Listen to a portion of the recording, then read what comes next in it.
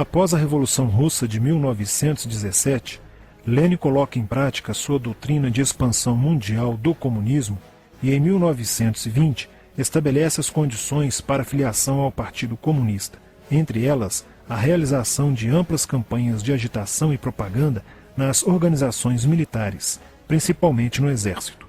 Em 25 de março de 1922, nasce o Partido Comunista do Brasil, o PCB. O novo partido aceitava as ordens diretas de Moscou.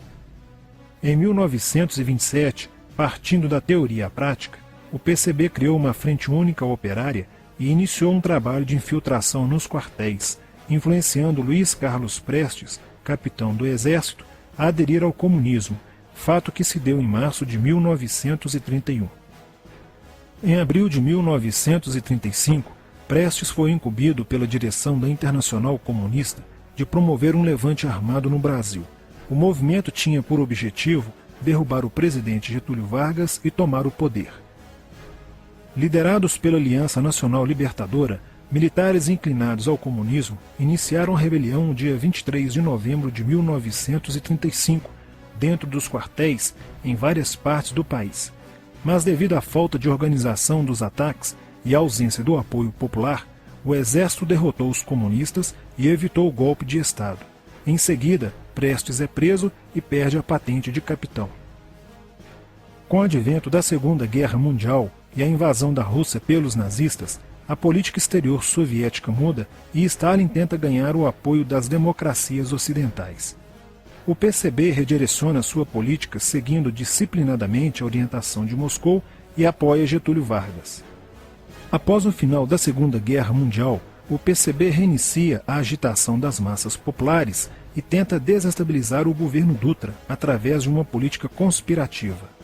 Durante toda a década de 50, Moscou, através de suas redes apoiadas pelos partidos comunistas no mundo inteiro, tentava desestabilizar as democracias ocidentais. Como consequência, nessa época, em muitas universidades ocidentais, predominava uma visão social esquerdista, sendo que grande parte do terceiro mundo aclamava o modelo soviético como a estrada para a justiça social. Muitos intelectuais se declaravam marxistas. Assim, a conjuntura era altamente favorável ao comunismo, o que provocou sua expansão dramática até o final da década de 50, com a vitória da Revolução Cubana. Isso fez o PCB defender com mais intensidade a luta armada como a única solução viável e progressista dos problemas brasileiros. A União Soviética, destinada a aumentar o seu campo de influência no continente americano, despertou interesse pelo Brasil, um país de dimensões imensas, fronteiriço com quase todos os países da América do Sul, país estratégico no cenário mundial que poderia pender o fiel da balança para o lado comunista. Nos primeiros anos da década de 60, o Brasil passou a viver período de crescente instabilidade política, militar e institucional. Em 1961, Luiz Carlos Prestes encontrou-se com Nikita Khrushchev em Moscou para planejar a Revolução Agrária no Brasil. Neste mesmo ano, no governo de Jânio Quadros, o Partido Comunista Brasileiro enviou a Cuba, com o apoio de Fidel Castro, dezenas de brasileiros para o treinamento político-militar, visando a preparação de quadros revolucionários para desencadear ações de guerrilha rural e urbana no Brasil.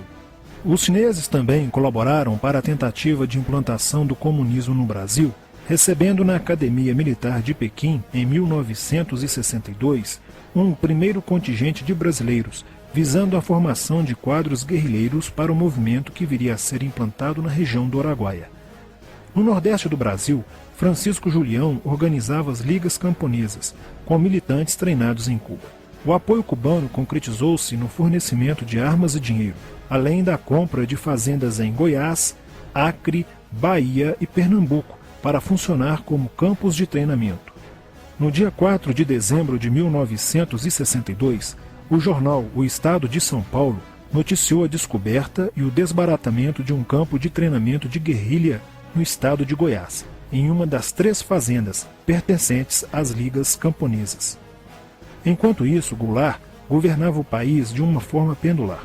Ora pendia para o lado dos comunistas, ora para o lado dos conservadores. Em setembro de 1963, tudo indicava que o país caminhava para uma revolução de esquerda, principalmente com João Goulart apoiando a sindicalização de sargentos, promovendo a quebra da hierarquia e da disciplina nas Forças Armadas. Em 4 de outubro de 1963, Goulart solicita o estado de sítio ao Congresso Nacional, pelo prazo de 30 dias. A manobra foi repelida pelo Congresso e João Goulart passou a conduzir ações no sentido de implementar o projeto golpista que desaguaria em um regime totalitário de esquerda. Insuflado e orientado por seu cunhado Leonel Brizola, pregava a necessidade de reformas de base e a implantação de uma república sindicalista.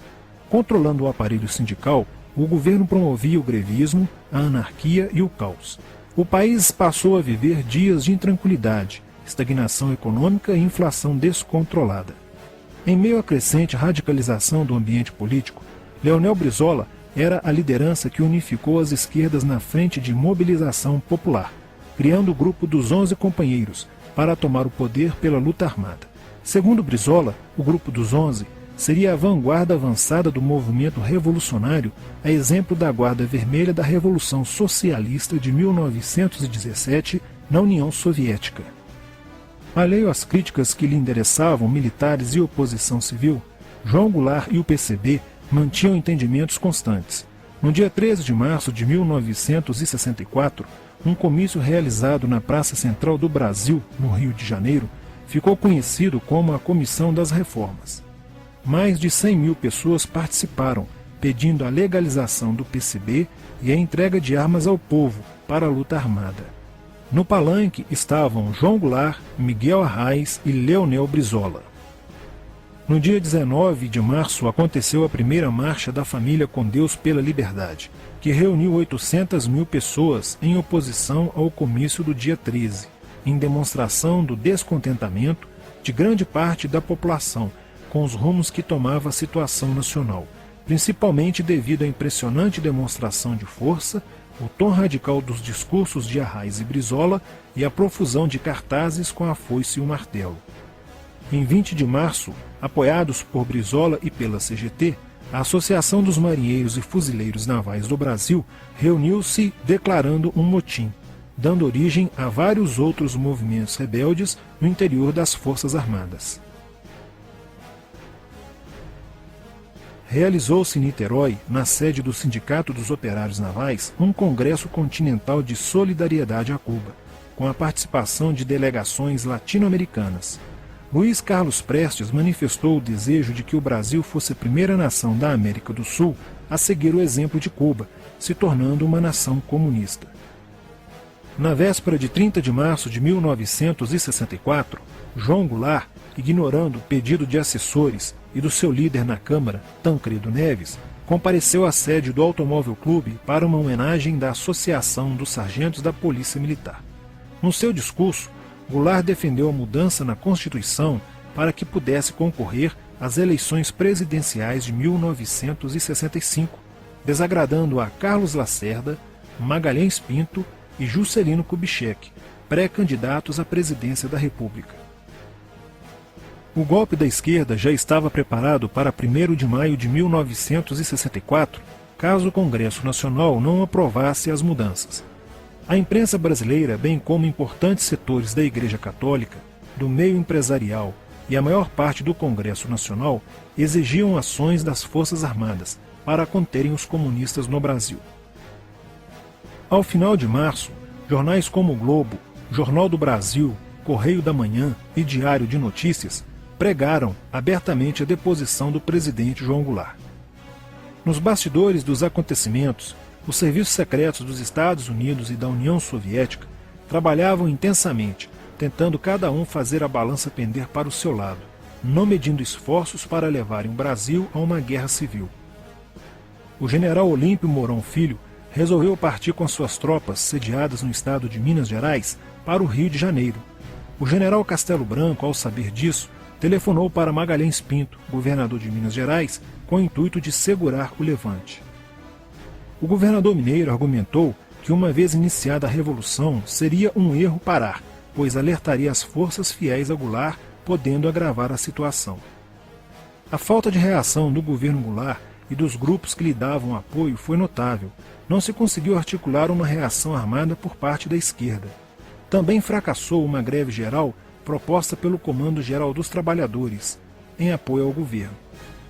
João Goulart, em busca de segurança, viajou no dia 1º de abril do Rio de Janeiro, onde se encontrava no momento da Revolução, para Brasília, e em seguida para Porto Alegre, onde Leonel Brizola tentava organizar a resistência. Mas João Goulart desistiu de um confronto militar com os revolucionários e seguiu para o exílio no Uruguai. No dia 2 de abril, o presidente da Câmara dos Deputados, Ranieri Mazzilli, assume provisoriamente a presidência da República e mais de 1 milhão de pessoas lotaram as ruas e praças do país para comemorar a vitória. No dia 11 de abril de 1964, o Congresso Nacional se reuniu para eleger o novo presidente da República. O general Castelo Branco, aclamado por grande parte da sociedade brasileira, apoiado pela imprensa e por importantes setores da Igreja Católica, além de contar com a aprovação de grandes líderes políticos, entre eles Juscelino Kubitschek, precisava de 238 votos para ser eleito em primeiro turno, e acabou recebendo 361 votos. No dia 15 de abril, Castelo Branco assume a presidência da República, consolida a vitória sobre o movimento comunista e renova as esperanças do povo brasileiro de ter um país com dias melhores. Porém, a esquerda derrotada colocaria em cena, nos anos posteriores, Carlos Marighella, ideológico comunista e defensor da luta armada, que submeteria o povo brasileiro às ações mais obscuras da guerrilha, o terrorismo.